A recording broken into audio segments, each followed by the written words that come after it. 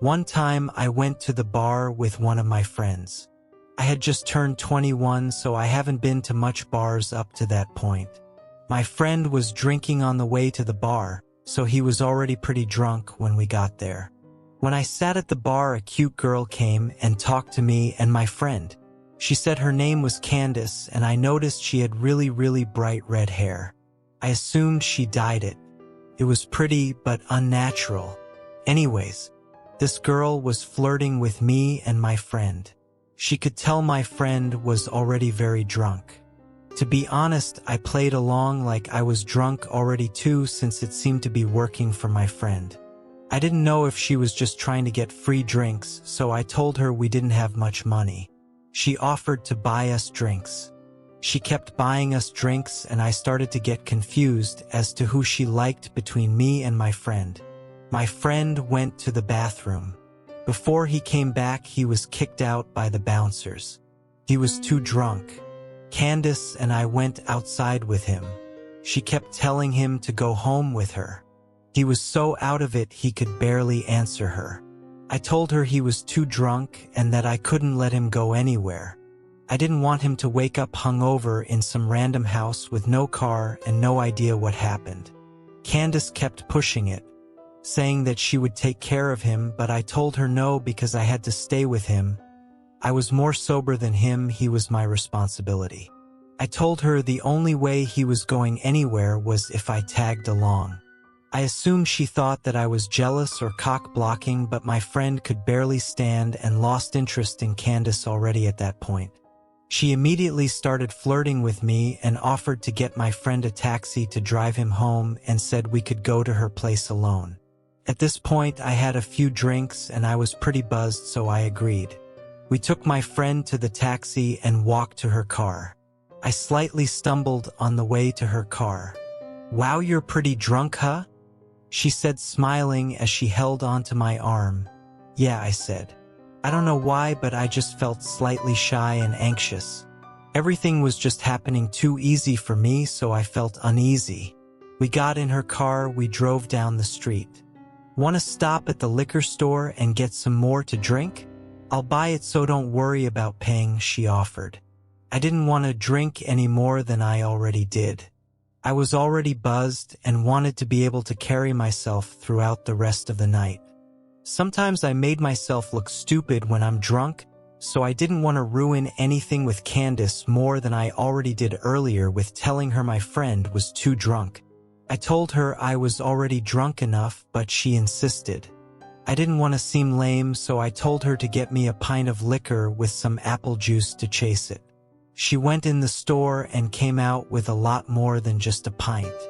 I assumed she wanted to drink more also, and that's why she got a fifth instead of a pint. On the car ride, we passed the bottle back and forth, but she took tiny sips. I tried to take tiny sips, but she kept passing me the bottle and telling me to drink. I somehow managed to drink all of my apple juice and pretend to drink the bottle by spitting the liquor in the apple juice bottle. I tossed the apple juice bottle full of liquor out the window before she saw it. I didn't want her to know I was acting drunker than I was. She actually believed I was sloppy drunk when I was simply buzzed. I took a couple more sips of liquor and finished the bottle. Throughout the car ride, I called her the wrong name a couple of times to get a reaction out of her. She didn't react to it. She just kept letting me call her Carla without correcting me. For some reason, I thought she lied to me about her name initially. We drove up to her house. I pretended to trip and stumble into her front door. She helped me walk inside by holding me up. She opened her front door, which was unlocked. We walked in her house. She closed her front door and then locked it. I thought that was strange, but assumed she didn't want anyone walking in on us. I told her that I had to use the bathroom. I walked into her bathroom, locked the door, and looked in the mirror. I just felt strange. I felt like something was off. I felt myself becoming more drunk from finishing the bottle earlier. I turned on the sink to make noise and made myself puke up the liquor I drank. I flushed and went to the sink and started drinking the tap water out of my hands to sober up. I just didn't want to be drunk, but I still wanted to hook up with Candace, so I wanted to pretend to be drunk. I turned the sink off and I could hear her talking to someone. "He's drunk as hell. He can barely stand up. You do it."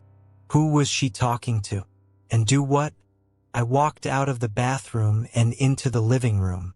The moment I stepped into the living room, I saw her walking into another room. All I could see was the back of her head. That strange, very bright red hair go into another room. I didn't see her face or anything. I just saw her kind of walk fast into the room. The living room was pretty dark. "Hey, where you going?" I slurred like I was drunk. She walked back into the dark living room and up to me. "Let's go in my room," she said. I looked at her bright red hair and then into her eyes. They were different. Her face was different. It was another girl with the same hair. That's when I realized. It was another girl with the same wig on. It was a wig the whole time. She had changed it with the girl from earlier for whatever reason. My heart felt like it stopped. But I tried to look like I had no idea it was a different girl. I kind of smiled at her and told her I just needed to use the bathroom one more time and told her sorry I was so drunk. She said, "It's fine, just hurry up in there." I went into the bathroom and locked the door. I heard her whisper something to someone again. This time, I think I heard a male voice whisper back. I honestly didn't concentrate on listening to exactly what she said. Something sketchy was going on and I had to get out of that house. I opened the bathroom window and jumped straight out of it and ran faster than I have ever ran in my life. I didn't look behind myself or anything. I just ran through the backyard, jumped the fence, ran through someone else's backyard, hit a road, and ran toward the main road.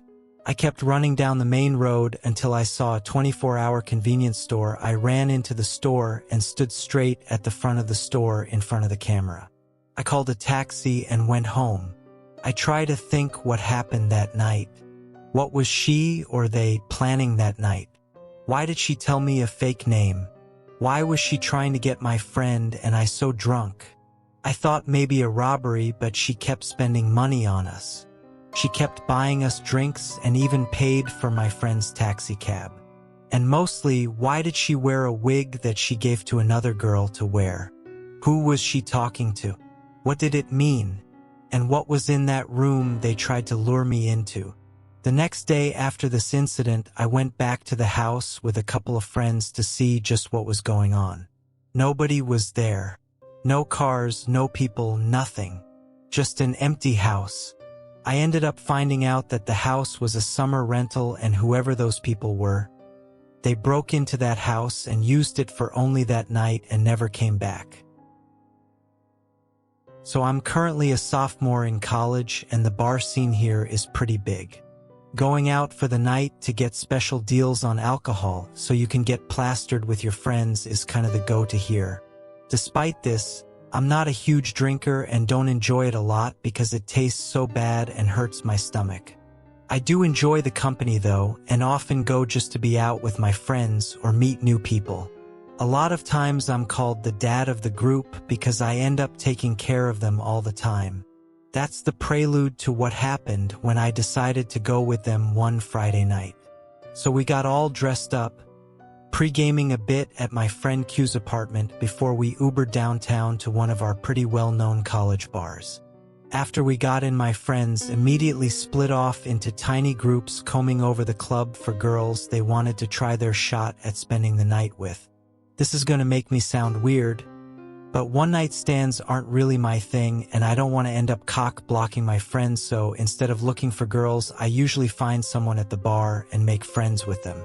I was chatting with some dude that was wearing a cowboy hat when eventually a girl approached me.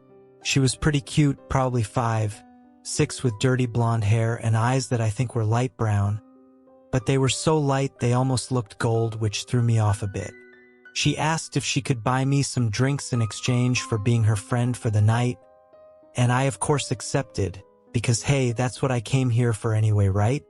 Anyways, she kept her word and we started talking to each other, and she introduced herself as Alexia, but to call her Alex. I asked her some basic stuff about if she came with friends, if she went to college here, etc., to which all the answers were no. That struck me as pretty odd, as it's honestly pretty unsafe to be in the downtown area alone as a girl at like 1 a.m. in the morning. She said she wanted to hear about me though, and actually seemed pretty excited to listen. It felt like a really nice change of pace because I'm usually the one learning about other people, not the other way around. It also could have been the alcohol starting to take effect, since I'm actually a pretty big lightweight, as like I said, I don't actually binge drink often. The whole time I was talking, she stared into my eyes and had this warm smile that made me feel so acknowledged, if that even makes sense. I felt like she was enjoying her time as much as I was, and that just made me even happier because I thought it meant I made a new friend. That was when her demeanor began to change though. She started to get kind of flirty and eventually asked if I wanted to go home with her. Like I said, I'm not really a one-night stand guy, and I explained I like to get to know people a little better before sleeping together. I'm pretty sure I saw what I think was anger flash across her face, but it was quickly replaced with another smile, and she suggested just going home and watching a movie instead. I agreed and pulled out my phone to begin ordering an Uber, but she basically grabbed my wrist and started guiding me outside. I was confused, trying to ask if she was planning to drive after drinking, but she wouldn't really answer me. We eventually got outside the club, and she pointed to a black Honda Civic parked right at the front of the club. That was when all the warning bells rang like a tornado had passed through them. I was pretty drunk at this point in the night, maybe 6 or 7 drinks deep, but I was still aware enough to see the red flags. She said she had came alone, but the lane the car was parked in was only for pickups, and I never saw her order an Uber. Somebody would have had to be driving the car. This was enough to make me uncomfortable, and I asked again if she was planning to drive the car. She said yes as she continued walking me closer to it. I knew that was a bald-faced lie, and as we got closer my heart sank as I noticed the outline of 3 other guys in the car. At that point, my adrenaline kicked in, and I yanked my hand away from her and said there's no way in hell I'm getting in that car with her. She tried begging me one more time, saying she really wanted to have sex and would let me do whatever I wanted, but I already had turned around to walk back to the club.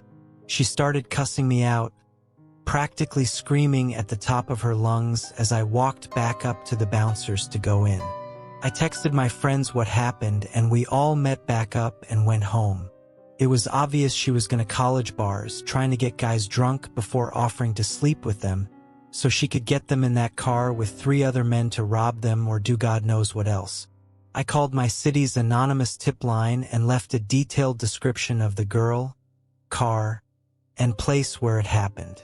That night was a real wake-up call for me, and I'm so thankful that despite being drunk that night, I was able to piece together what was happening before it was too late. Please remember to always be safe when going out with friends, especially when it's late at night or if alcohol is involved. But to Alexia, who I saw that night at the bar, let's not cross paths ever again. This past New Year's Eve, I went away for the night with my 2 best friends and one of their moms. I was home for the holidays from college, and my friend Sarah invited me to go to Palm Springs to celebrate New Year's with her mom, our friend Rachel. I didn't have any other plans, so I decided to go with them. We went to a cool city about an hour from where we live that is big on shopping and resorts. We planned to have a pretty calm night, watch the ball drop at a block party thing downtown, have a few drinks at a bar. Since we're on the West Coast, the ball drop is at 9. So at around 8, we ventured from our hotel, walking to the block party about a mile away. On the way, we passed by a very lively bar. We decided to stop by and spent 15 minutes dancing, but didn't get any drinks. It was a gay bar, and Sarah and Rachel, being gay, they were stoked on it and wanted to come back after the ball drop, even though it was about 90% men there. We continue on to the block party, get some dinner, a glass of champagne. The ball dropped, and they had a DJ, so we spent about an hour there dancing. After we got tired of it, we decided to head back to the bar and hang out there until midnight. Once we get there, Sarah's mom pays for a drink for each of us, but leaves soon after that because she was tired. It's about 10:30 at this point, and Sarah, Rachel and I are enjoying our drinks and having fun dancing. Rachel tried some of my drink, since it was one she hadn't had before. I constantly have my guard up when drinking in public, and I felt safe at this bar because it was 90% gay men who I thought would not have an interest in me. I went back to the bar to get a second drink, and that's the last thing I remember. The rest I've gathered from Sarah and Rachel. Almost immediately after getting my second drink, I asked Rachel to go to the bathroom with me because I wasn't feeling well, even though I was completely fine 10 minutes before. Once in the bathroom, I just collapsed on the floor, and I was almost unresponsive. Rachel, now worried, somehow drags my half-lifeless body out to where Sarah was waiting for us. Security, seeing my condition and assuming I was wasted, asked us to leave. Sarah and Rachel decide to take me back to the hotel, about half a mile away. By this point, I was unconscious and there were barely sounds escaping from my mouth. They saw someone leave the bar at the same time as us, who was walking near us, but they were preoccupied with trying to keep my lifeless body off the ground. At one point, I threw up all over myself, the both of them, the sidewalk, etc. The next part of the story we had to get from Sarah, and Rachel doesn't have memory of this. Still struggling to carry me, the man they saw leave the bar approached them. He was hitting on Rachel, trying to get her to go grab a drink with him. She was very agitated and told him to leave. Her friend needed help right now. He didn't take no for an answer and continued to follow us down the street, asking if they want to get drinks with him, if he can help carry me and such. A middle-aged woman witnessing this came up and told the man off. Something along the lines of, "Stop harassing these young women or I'm going to call the police." He left after that. Next, by some miracle, an EMT and his wife, enjoying the holiday, ran into us on the street. He checked me out to make sure something wasn't majorly wrong, and then carried me the rest of the way to my hotel and into the room, since my friends could barely hold me up. They thanked him profusely and him and his wife left. This is where Rachel's memory kicks back in. 5 minutes later, they get a knock on the door, and it's the EMT and his wife again. They came to let us know that a man followed us to the hotel, and they just saw him hop the gate and start to make his way to our room. My friends called hotel security, but they were unable to find him. My friends didn't get a glimpse of him, but I'm sure it was the same man from earlier. I spent the rest of the night vomiting everything in my body and dry heaving after that. I woke up the next morning in a pile of pillows and blankets on the bathroom floor. My last memory was at the bar getting a second drink, and my friends filled me in on everything that had happened. Feeling like crap, I thought I must have drank way too much, but I had never blacked out before in my life, and the amount of drinks I had, 2 in 2 hours, since I didn't get to drink my second at the bar, didn't add up to me being completely unconscious. We decided my first drink had to have been drugged, since Rachel had some of it and had no memory of our walk home, even though she was fully functional. I'm sure that man that was talking to Rachel and then followed us back was the one that slipped something in my drink. To this day, I don't really know how I could have been slipped something. I got my drink from the bar and never set it down. My best guess was that it was already in the cup. Thankfully, I had good friend and kind strangers protecting me that night. keeps me up at night thinking what could have happened under different circumstances.